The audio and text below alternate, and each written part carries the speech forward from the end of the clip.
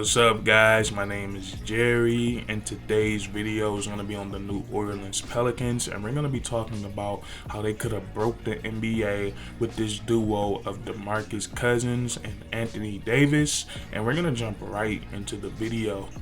Now, the first thing we're going to do in today's video is talk about how Demarcus Cousins even ended up playing on the same team as Anthony Davis, and we're going to have to time travel all the way back to the 2016-2017 NBA season. And I feel like this was one of the weirdest trades in NBA history. It happened during All-Star Weekend, and what a coincidence that year's All-Star game took place in New Orleans. And on Sunday night, right after the All-Star game, it was the press conference, and Demarcus Cousins, you see a guy come up and whisper in his ear, and he lets him know that he's been traded to the New Orleans Pelicans. Demarcus, can you kind of sum up your All-Star experience and? Oh, really? Can you? That's whatever.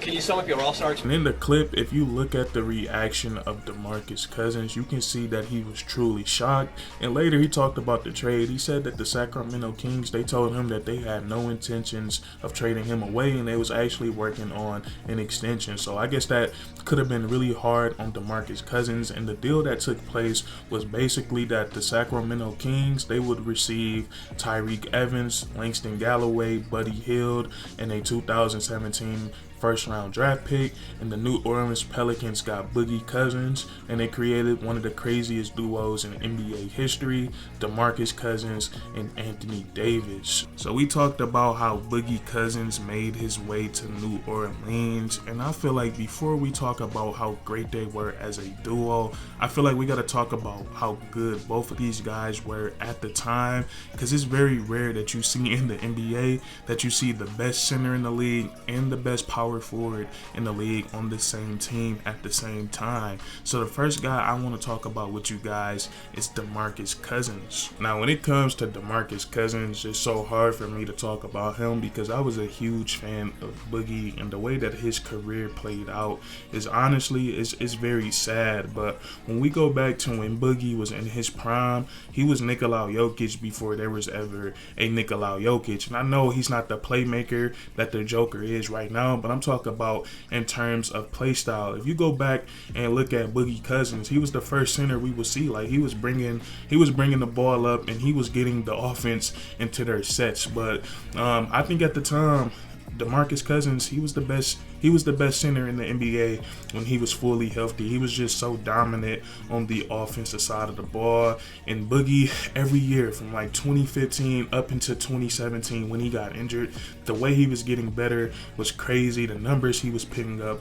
was crazy. But I really love his skill set. The best part of his game was obviously what he could do with his back to the basket. He was so strong, he was so powerful, and he was so big. So it was hard for the opposing big man to do anything with him in the post one-on-one. He had all of the moves. He had the drop step. He had the up and under. He could shoot the post fade. He had the baby hook. He could do it all with his back to the basket. And what made Demarcus Cousins such a dangerous man is when he started to expand his offensive game. He added a jump shot to his game. He was able to knock down mid-range jumpers and three-point shots, and then he just became a great playmaker. So Demarcus Cousins, it's no telling just how great he was going to become, because the prime of his career, I don't think he ever reached it. So he had a very young prime. We have to call that period of his career his prime, because that's all we got to see from Boogie. And then after that, it was just injury after injury, and then he became a journeyman. So talking about Demarcus Cousins, that's tough for me because I was a huge fan of him, and then everything that could go wrong went wrong for Demarcus Cousins. But I think he is still one of the best talents in NBA history. So that's Demarcus Cousins, and I want to talk about Anthony Davis when he was a New Orleans Pelican, because he was a dog. And we go back to 2016, 2017, 2018, the NBA, they still had actual power forwards. You had guys like Blake Griffin, LaMarcus Aldridge, Tim Duncan was still around. But I think in this time frame, and it's not even close, Anthony Davis was easily the best power forward in the NBA. And when he was a part of the New Orleans Pelicans, he had that dog in him. And when I say dog, I'm talking about DAWG. And when you watch him play, you could just see that he was an unstoppable force on both sides of the basketball. And he was just putting up crazy numbers, all-time numbers. There was a game where he scored 50 points and grabbed 20 rebounds. He was just ridiculous. And I feel the same way about Anthony Davis that I feel about Demarcus Cousins. I feel like both of these guys have all-time NBA talent. And when it comes to the skill set of Anthony Davis, the first thing I want to say is that I think it's crazy how much better he has gotten since his rookie year. The primary reason that Anthony Davis was the high prospect that he was because of his elite rim protection. At the time, he was the best shot blocker in the country. I believe that year in college, he put up something crazy like 4.8 blocks per game, basically 5 blocks per game. And what I'm saying is he was nowhere near the offensive player back then. He was nowhere near the offensive player that he is now. And even though he won his first ring with the Los Angeles Lakers, in terms of production, I think his peak was with the New Orleans Pelicans. Those last 2-3 years with the Pels, he was doing some unbelievable stuff, and he still had a crazy skill set. Offensively, there's not much I can tell you guys that you don't know about AD. We all know that coming up in high school, he played the point guard position. He just had a crazy growth spurt, so we see him show off those guard skills all the time. He can do just about any dribble move. He can do a dribble move and pull up to a jump shot, but the best part of his offensive game is his post work. When he wants to be, he is unstoppable down there. He can do everything in the post fade over both shoulders, has an extremely soft touch, and he can also overpower you. And another area that I think is underrated of Anthony Davis's game is his pick and roll game as the roll man. He's a great roller to the rim. He's a lob threat.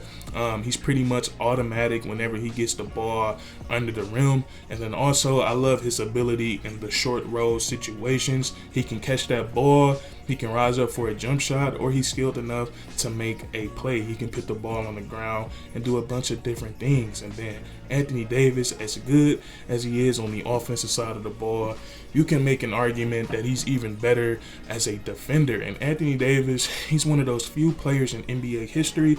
He can shut down both aspects of the pick and roll. He's athletic enough to hedge out on the ball handler, and then he can get back and protect the rim. So AD, he was a stud. And when him and Demarcus Cousins, when they came together, I was like, damn, you have the best center in the NBA and you have the best power forward in the NBA. So you can expect some magic to happen when you put those two guys together. And that's what we're going to talk about next, how crazy these guys were when they were on the court together. Now, when we talk about Anthony Davis and Demarcus Cousins as a duo, initially when this trade went down, a lot of people didn't think this was going to work because they were both big men and they had very similar playing styles. They both like to play with the ball in their hands in the post, and they both were the number one options on their team. But I just think that right there didn't make a lot of sense because Anthony Davis and Demarcus Cousins, they're not your typical back to the basket centers. They are super skilled and they know how to be effective from multiple places on the court. And before we get into their actual playing style, how they play with each other on the court, I just want to point out that Demarcus Cousins, before he went down with his Achilles injury, through 48 games, he was putting up 25 points per game, 12 rebounds to go along with 5.6 assists. And Anthony Davis, he was putting up 27 points per game and 10 rebounds. So the Pelicans, they had two guys in their front court putting up 25 plus points per game and 10 plus rebounds per game, and it was just crazy. And if you go back and watch that team play, Demarcus Cousins and Anthony Davis, they played off of each other in a bunch of different ways. Sometimes they would run 4 out, 1 in, with Demarcus Cousins being out on the 3-point line, and Anthony Davis, he would operate that post and in the pick and roll. And Boogie, he was good enough that he could knock down a wide open 3-point shot, or he could catch the ball on the perimeter, and there's usually another big on him. And Boogie, that year, I'm telling you, he tapped into something different. He was out of his mind. He was able to put the ball on the floor. He was able to do it between the legs into a crossover, and then use his big body to get an easy layup. And then also, another great thing with these two guys is that you could stagger their minutes. You could take Anthony Davis out of the game and leave Boogie Cousins in. And then when AD would leave out, it was Boogie's turn to dominate inside the post. And then other little things, we would see a little pick and rolls between Boogie and AD, or AD posting up high at the free throw line, or vice versa, and they just throwing lobs to each other. They were both just playing bully ball, and that's what you're supposed to do when you have two. You have the best center in the game and the best power forward in the game. That's what you're supposed to do, is play bully ball. And when it comes to this duo, the very sad thing is that they didn't have many games together. They were still figuring each other out, and they were just taking turns. Boogie put up a historical game, and now it's Anthony Davis' turn to put up a historical game. And I think if the Pelicans, if they could have had more time with these guys and put some better pieces around them, they would have ruined the NBA, because they would have been unstoppable. But I don't know why those two guys came across my mind today, so I just decided to make a video on that. Hope that didn't sound weird, but that's going to be it for today's video. If you enjoyed, please leave a like, comment down below if you think Boogie and AD could have became one of the best duos of all time, and then subscribe for more weekly content. We do this all the time, man, and that's curtains.